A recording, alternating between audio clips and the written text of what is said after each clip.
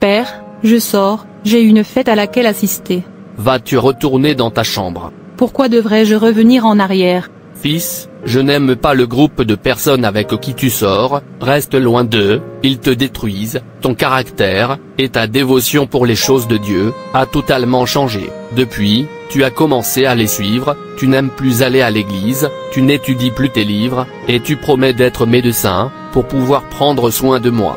Est-ce ainsi que vous allez tenir cette promesse? Rappelez-vous que votre examen est sur le point de commencer, concentrez-vous et arrêtez de vous amuser avec des gens impies. Rappelez-vous que la Bible dit dans 2 Corinthiens 6 versets 14 à 17, « Ne soyez pas sous un joug inégal, avec les incroyants, car quelle communion la justice a-t-elle avec l'iniquité?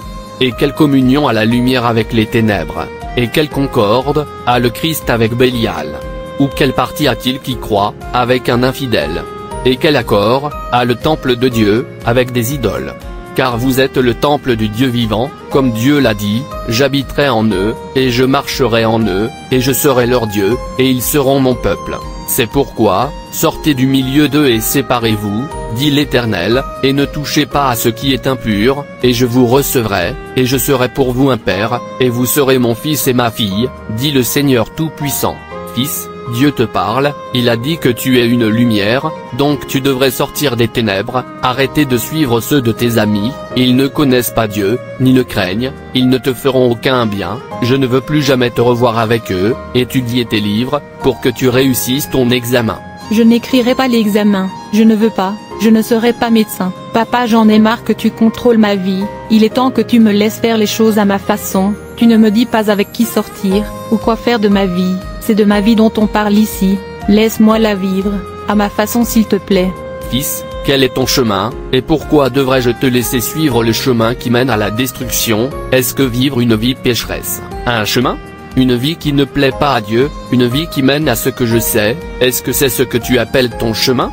Une vie pleine de ténèbres, des gens qui suivent le même chemin, vous avez appelé votre chemin, tous périssent. Le psaume 1 verset 1 à 6, dit, « Heureux l'homme qui ne marche pas dans le conseil des impies, ni ne se tient dans la voie des pécheurs, ni ne s'assied sur le siège du méprisant, mais son plaisir est dans la loi du Seigneur, et il médite sa loi jour et nuit, et il sera comme un arbre planté près des fleuves d'eau, qui produit son fruit en sa saison, sa feuille ne se flétrira pas non plus, et tout ce qu'il fait prospérera. Les impies ne le sont pas, mais sont comme la paille que le vent chasse, c'est pourquoi les impies ne se tiendront pas en jugement, ni les pécheurs dans l'assemblée des justes, car la voie des impies périra. Fils, quel chemin suis-tu? Dieu te place entre mes mains, afin que je te lève pour glorifier son nom, tu es ma responsabilité, tu es ma joie, et je t'aime tellement, je ne peux pas te permettre de marcher dans les ténèbres, je ne vous permettrai pas non plus de suivre le chemin qui vous mènera à la destruction, sortez de ce chemin, les gens qui suivent ce chemin l'ont tous regretté. Papa, tu me déranges, j'en ai assez de tes ennuis, en fait excuse-moi. Mais, où est-ce que je me suis trompé en tant que père? Je l'ai élevé, dans la voie du Seigneur, ce n'est pas ce que j'attends, ce qui arrive à mon fils. Seigneur, aide-moi à te ramener mon fils. Mec, tu es là, je t'attendais.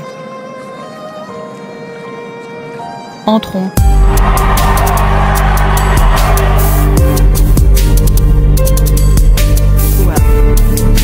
Je suis amoureux de toi, bébé.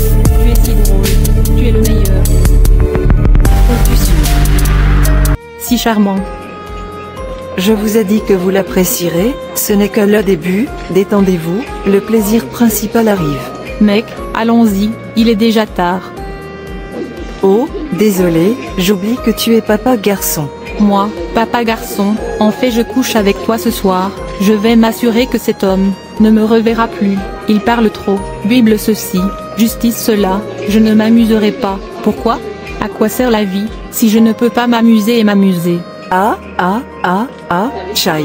J'ai pensé, tu ne veux pas grandir, tu veux rester papa garçon, vois je ne prendrai pas mon père me parler de toute façon, il me connaît, je ne lui donne aucune chance, jusqu'à ce qu'il commence à se respecter, jusqu'à maintenant, il n'a même pas mon temps, je vis comme je l'aime, comme je l'aime, comme je l'aime, personne ne me dit quoi faire. C'est ce qu'a Big Boys, personne ne vous contrôle, quand vous êtes grand, c'est tout, et c'est comme ça que ça devrait être, de toute façon lâchez-vous. En fait mec, je suis fatigué, je veux vivre seul, mais le problème c'est que je n'ai pas l'argent. Oubliez ça, il y a beaucoup de choses à faire, pour gagner de l'argent. En fait si on veut devenir millionnaire maintenant, je sais ce qu'on va faire et l'argent va commencer à arriver. Alors qu'est-ce qu'on attend? Allons-y, j'ai besoin d'argent, mon corps a besoin d'argent, je veux le contrôler, le sentir, l'embrasser, le tenir et en profiter. Je ne veux plus déranger mon père, c'est peut-être pour ça, pense-t-il encore, suis un enfant, au moment où il me verra en argent, il apprendra à me respecter. Vous avez raison. Il est minuit, où est ce garçon? Où puis-je courir? Je ne savais même pas où il est allé. Père, il est l'enfant, tu m'as donné, tu sais où il se trouve, je ne sais pas, ramène-le à moi, protège-le, où qu'il soit, arrache-le des mains du diable, ne le jette pas loin de ta présence, et ne lui enlève pas ton Saint-Esprit, lui rends la joie de ton salut, et soutiens-le, avec ton esprit libre. Alors quel est l'accord? Que dites-vous que nous devrions faire? Commençons par Yahoo d'abord, les garçons qui le font ont beaucoup d'argent, en fait ils nagent dans l'argent. D'accord, allons-y. Mec, je croyais que tu disais, il y a beaucoup d'argent dans ce business, comment se fait-il qu'on ne voit pas assez d'argent?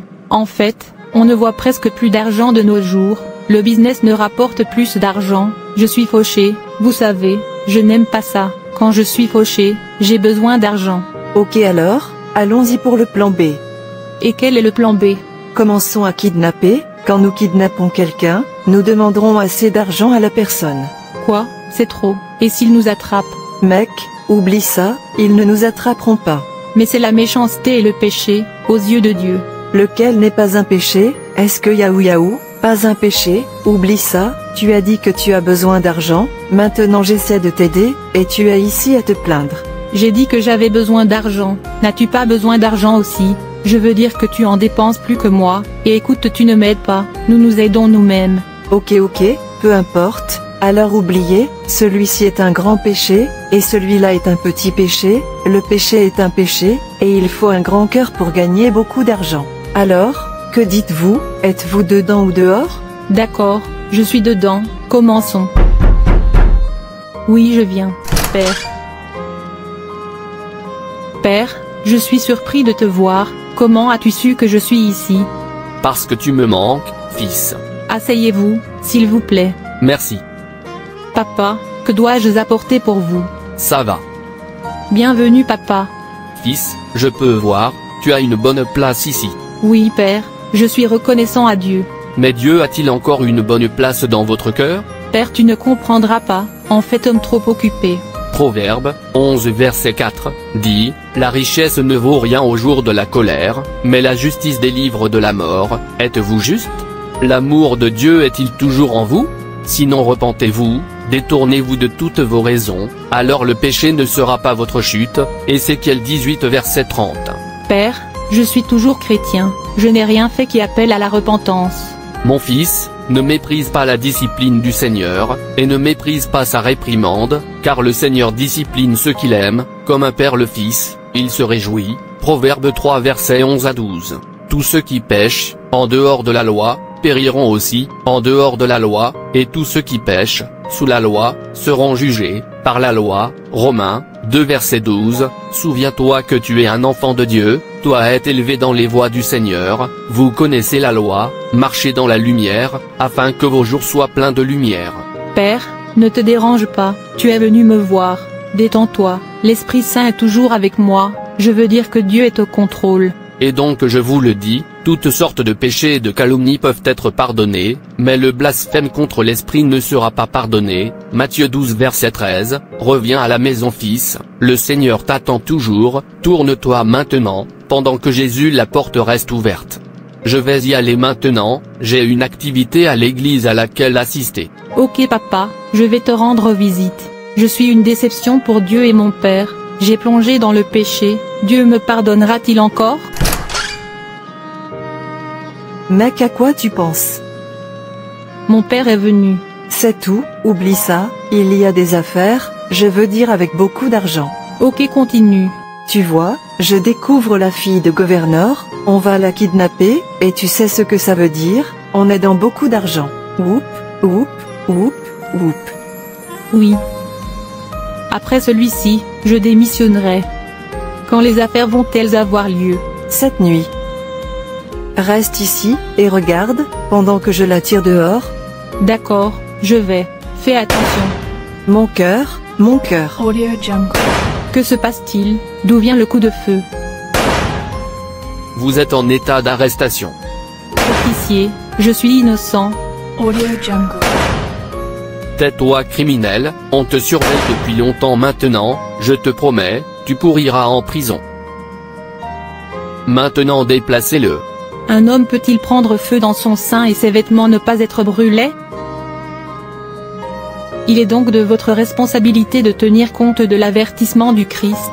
Pour cela signifie, vous devez veiller sur votre âme, et tout ce que vous faites tant que vous vivez. Examinez votre relation avec lui. Le Saint-Esprit témoigne-t-il encore que vous êtes un enfant de Dieu saint et lié au ciel? Interrogez vos professions chrétiennes et vos expériences spirituelles actuelles. Êtes-vous un véritable exemple de croyant, ou avez-vous rétrogradé dans votre cœur? Avez-vous encore faim de Dieu, et le désir de lui plaire en tout temps? Examinez-vous. Surveillez votre conduite.